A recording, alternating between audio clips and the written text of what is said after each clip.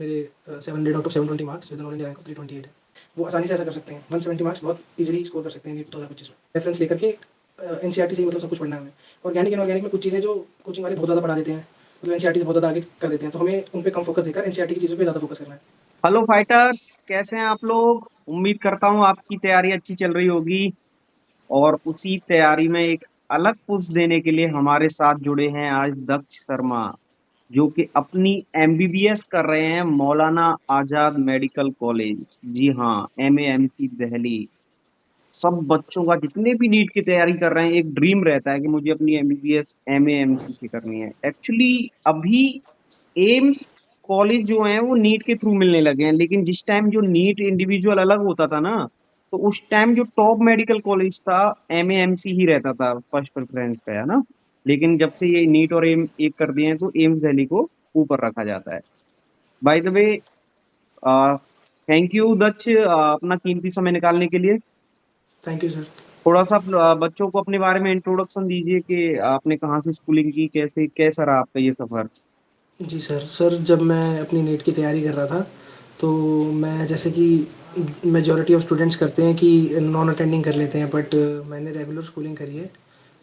जिस स्कूल में बचपन से पढ़ता आया हूँ उसी में मैंने सचदेव पब्लिक स्कूल रोहिणी से मैंने रेगुलर स्कूलिंग करी है।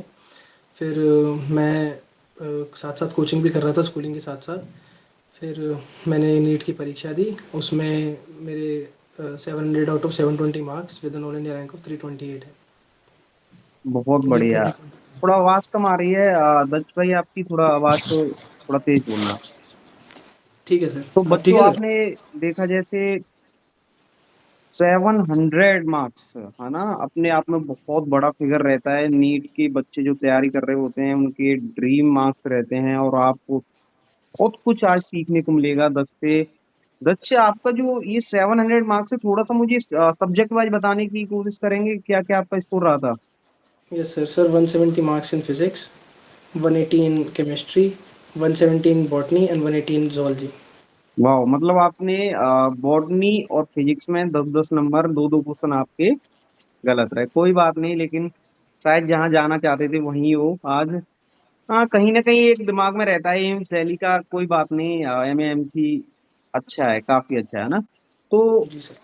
आपकी केमिस्ट्री के अंदर 180 आउट ऑफ 180 स्कोर रहा है दक्ष, और ये काफी अच्छी बात है। तो आपसे बेहतर इस चीज को कोई नहीं बता पाएगा कि क्या अभी जो समय बचा है नीट 2025 के लिए, तो बच्चा कैसे भी करके, कितनी भी मेहनत क्यों ना पड़ी करनी पड़े, तो उस जो बचे हुए समय में क्या बच्चा 170 प्लस स्कोर कर सकता है? सर, बिल्कुल कर सकता है, पर मैं उन बच्चों के बारे में ऐसा नहीं कहूँगा कि जिन्होंने कुछ पढ़ा ही नहीं है कभी, मतलब केमिस्ट्री की जिनको हवा ही नहीं है, कुछ बेसिक्स नहीं है, उनके लिए तो थोड़ा मुश्किल होगा। पर जिन्होंने एक बार गो थ्रू कर रखा है सब्जेक्ट से, जिनको थोड़ी मतलब बेसिक्स है, हवा है थोड़ी केमिस्ट्री की, वो आसानी से ऐसा कर सकते हैं। 170 मार्क्स बहुत ईज़िली स्कोर कर सकते हैं नीट 2025 में। बिल्कुल बिल्कुल, बहुत क्लियर कट लाइन में दक्ष ने क्लियर कर दिया कि भाई ऐसे बच्चे जिन्होंने कभी केमिस्ट्री को छुआ नहीं, बेसिक क्लियर नहीं, अगर वो सोच रहे हैं कि 170 प्लस आसानी से लाए जा सकते हैं बच्चे हुए टाइम में, तो उनके लिए बहुत टफ रहने वाला है। लेकिन जी हाँ, एक ये भी बोला है कि जो बच्चे एक बार गो थ्रू हो चुके हैं सिलेबस से, उनके लिए आसान है। तो किस तरीके से वो बच्चे जो एक बार सिलेबस को कर चुके हैं या होने वाला है, किस तरीके से अपनी केमिस्ट्री को पढ़ें, किस तरीके से क्या करें तो 170 प्लस आसानी से ला सकें? सर, केमिस्ट्री की जैसा हम सबको पता है 3 पार्ट्स में डिवाइडेड है, ऑर्गेनिक, इनऑर्गेनिक एंड फिजिकल। तो सर, ऑर्गेनिक इनऑर्गेनिक तो हमारा प्योरली एनसीईआरटी से ही आता है। और फिजिकल में हम बस जो कोचिंग के नोट्स हैं उनसे थोड़ा रेफरेंस लेकर के एनसीईआरटी से ही मतलब सब कुछ पढ़ना है हमें। ऑर्गेनिक इनऑर्गेनिक में कुछ चीज़ें जो कोचिंग वाले बहुत ज़्यादा पढ़ा देते हैं, मतलब एनसीईआरटी से बहुत ज़्यादा आगे कर देते हैं, तो हमें उन पे कम फोकस देकर एनसीईआरटी की चीज़ों पे ज़्यादा फोकस करना है। कुछ चीज़ें ऐसी होती हैं एनसीईआरटी में, इनऑर्गेनिक में स्पेशली, कि जो हम शायद सिर्फ एनसीईआरटी अगर पहली बार पढ़ रहे हैं तो ना समझ पाएँ। उसके लिए कुछ चीज़ें बाहर की समझनी ज़रूरी हैं, पर उन पे ज़्यादा ध्यान ना देते हुए बस उनको थोड़ा बहुत समझकर हमें एनसीईआरटी के कंटेंट पर मेजरली ध्यान देना है। बहुत बढ़िया। आपको किस तरीके से पढ़ना है दत्त ने बताया। देखिए, एनसीईआरटी पे फोकस करना है, लेकिन किस सब्जेक्ट में? इनऑर्गेनिक और ऑर्गेनिक वाले पोर्शन में आपको एनसीईआरटी पे फोकस करना है ना। तो जी सर। दक्ष भाई मैं आपसे पूछना चाहूंगा जो आपका फिजिकल केमिस्ट्री को करने का क्या तरीका रहता था, क्या स्ट्रेटजी आप फॉलो करते थे? सर फिजिकल केमिस्ट्री को करने के लिए मैं अपने कोचिंग के नोट्स फॉलो करता था। एक बार जैसे कोचिंग में अगर एक चैप्टर खत्म हो गया फिजिकल केमिस्ट्री का, तो उसके बाद मैं उसे एनसीईआरटी से पढ़ता था। कोई नई चीज़ें अगर उसमें मिलती थी, कुछ फैक्चुअल स्टेटमेंट्स मिलती थी, तो उनको मैं अपने नोट्स में ऐड कर लेता था। और क्वेश्चन प्रैक्टिस में मेरा मेजरली बहुत ज़्यादा फोकस रहता था, specially in physical chemistry case में।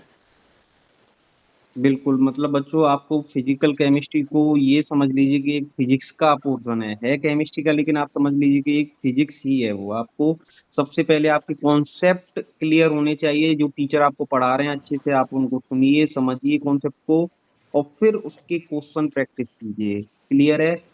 अब बात करेंगे इनऑर्गेनिक केमिस्ट्री। बहुत से बच्चों के दिमाग में दक्ष ये डाउट रहता है कि जैसे केमिकल बॉन्डिंग, पीरियोडिक टेबल जैसे चैप्टर को अगर वो किसी भी कोचिंग इंस्टीट्यूट में टीचर कराता है तो बहुत आउट ऑफ सिलेबस, मतलब कि कुछ टीचर ऐसे भी होते हैं कि अपनी महानता दिखाने के चक्कर में बच्चों का समय वेस्ट कराते हैं, और वो पता नहीं क्यों पढ़ाते हैं, मुझे तो खुद समझ नहीं आता।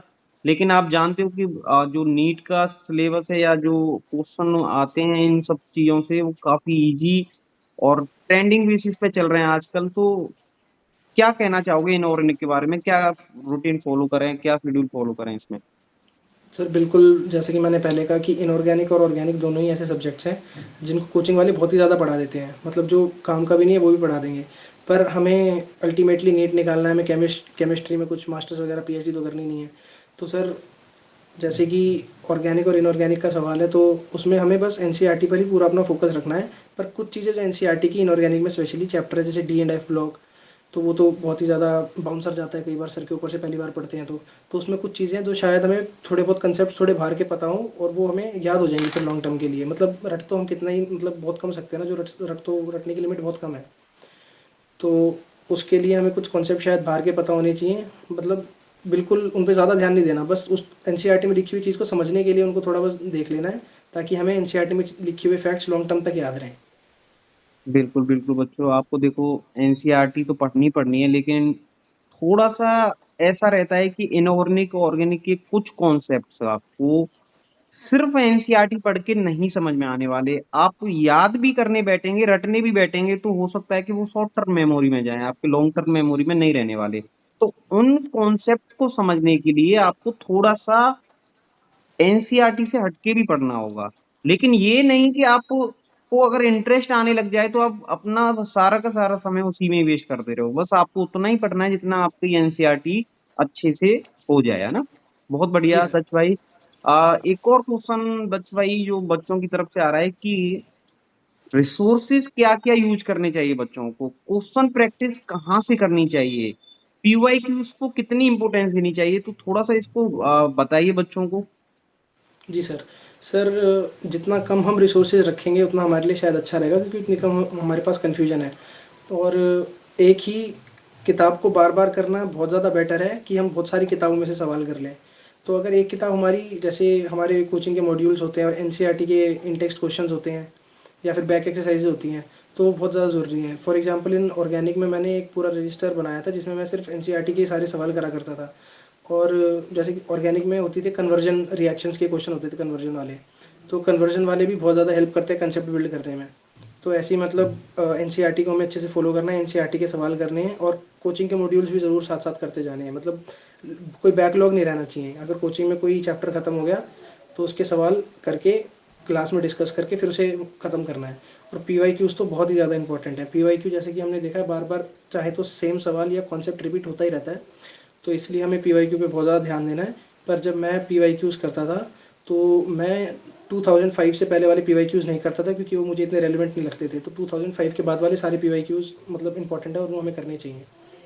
बिल्कुल बिल्कुल, जैसा कि बताया दक्ष ने कि देखो बच्चों, आपको पीवाईक्यूज पे तो फोकस रहना है, लेकिन सिर्फ जो रिसेंटली पूछे गए पीवाईक्यूज है ना, ज्यादा से ज्यादा अगर आपके मन में है तो 2010 से पहले की छोड़ दीजिए और उसके बाद जितने भी आपके हैं उनको कीजिए। क्योंकि पहले जो सिलेबस था काफी वाइड था और उसमें आउट ऑफ एनसीईआरटी भी पूछा जाता, लेकिन अभी ट्रेंड ऐसा चल चुका है कि एनसीईआरटी फोकस हो चुका है, एनटीए जहां भी तो आपको जितना फोकस रखना है रिसेंटली जितने भी पीवाईक्यूज हैं उन पे ज्यादा रखना है। और एक चीज जो दक्ष ने बताई कि किसी भी इंस्टीट्यूट में आप पढ़ रहे हो आप उसके स्टडी मटेरियल को ही फॉलो करें। आपको इधर उधर की रेफरेंस बुक या क्वेश्चन प्रैक्टिस के लिए कोई भी बुक यूज नहीं करनी है बिल्कुल भी। एक बुक को 1000 बार कर लें वो ज्यादा बेहतर है, या 1000 बुक को एक एक बार करें वो बिल्कुल वेस्ट है ना। जैसा कि दक्ष ने बताया, बहुत अच्छा बताया दक्ष भाई।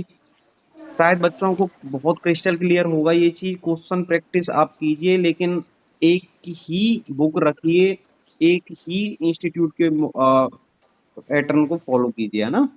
तो बिल्कुल सर। डेफिनेटली आप इन सब चीजों को फॉलो करेंगे तो आप भी अच्छा स्कोर कर सकते हैं केमिस्ट्री में। और थैंक यू दक्ष भाई, कोई लास्ट मैसेज जो बच्चों को 2025 के फाइटर्स जो लगे हुए हैं अपनी तैयारी में उनको देना चाहो। सर बस लास्ट मैसेज यही है कि कभी लास्ट तक अपनी होप नहीं खोनी, लास्ट तक बस डट के सब फेस करना है। और इट इज़ अ मैराथन, मतलब 2 साल जो पढ़ दिया वो तो धीरे धीरे पढ़ लिया, मैराथन है, पर आखिरी में बिल्कुल लग जाओ तो आखिरी में छक्के चौके मारेंगे तो मैच जीत जाएंगे। तो बिल्कुल बिल्कुल। जैसा कि बिल्कुल आप अपना मैच देखते होंगे बच्चों, डिसाइड जो होता है ना मैच लास्ट के 4-5 ओवर में ही होता है ना। तो मैं मानता हूँ रेस में बने रहने के लिए शुरू के 15 ओवर भी आपके रिजल्ट को डिसाइड करेंगे, लेकिन जिताएगा कौन वो लास्ट के 4-5 ओवर, है ना। अगर यहाँ आप बिल्कुल लूज हो गए तो आप पे अटैक हो सकता है, ये समझ लीजिए। और रेस इतनी बड़ी उसमें हो रही है मात्रा में कि 25-26 लाख बच्चे इस रेस में भाग ले रहे हैं। आपके सेलेक्ट होने की चांस लगभग लगभग 0.9% है, 1% भी अब नहीं रह गए, है ना। तो आपको बिल्कुल बहुत ही फोकस्ड होकर तैयारी करनी पड़ेगी, होप नहीं खोनी है। और 4 महीने बचे हुए हैं, आप लग जाइए, रगड़ दीजिए अपने आप को। डेफिनेटली जो रिजल्ट है वो आपके फेवर में ही आने वाला है। चलिए, बहुत बहुत धन्यवाद भाई। Thank you sir, thank you. Thank you बच्चों। चीजों को फॉलो करना और डेफिनेटली आप आने वाले समय में अपने ड्रीम मेडिकल कॉलेज में होंगे। God bless you, thank you.